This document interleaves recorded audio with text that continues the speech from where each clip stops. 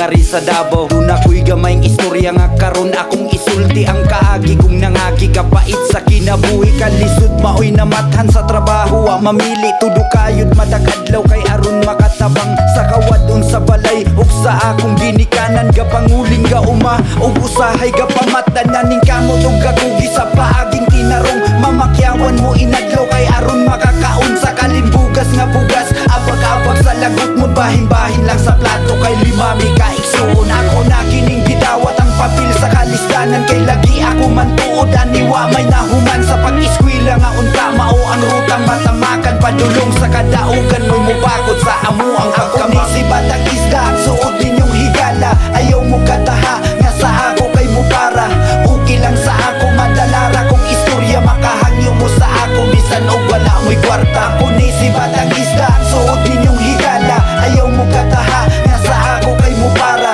okay lang sa ako madalara kung istorya makahangyo mo sa ako bisan og wala mo'y kwarta. Ako ni si batang isda og karon nakatigom kay lagi ako nangandoy di maglison yapon. Nagdegosyo ko og isda suri-suri bisag asa pirit tamban budburon nga ang presyo makamasa. Ako ni si batang isda di pa dato ang tumong ako lang makaginansya wanay daghan nga rason makapahangyo ko takay sama na ako nga kabos realidad sa kapobrehon kita pirmi ang ubos. Ako ni si batang isda pakisama og respeto ang kanunay gidala sa kasing-kasing gitanong mapadako ni ang agugma asaman ko maabot sa pagpanuroy aning isda sa taas ko gadangog kay siya maoy kagiya mo'y gaplano sa tanan ning gamay kong naabot siya ang madumduman sa kada tulo sa singot. Grasya mo'y nabatunan gapasalamat ug dako iya kong gigabayan. Ako ni si batang isda suod ninyong higala ayaw mo kataha nga sa ako kay mo para okay lang sa ako madalara kung istorya makahangyo mo sa ako bisan og wala mo'y kwarta. Ako ni si batang isda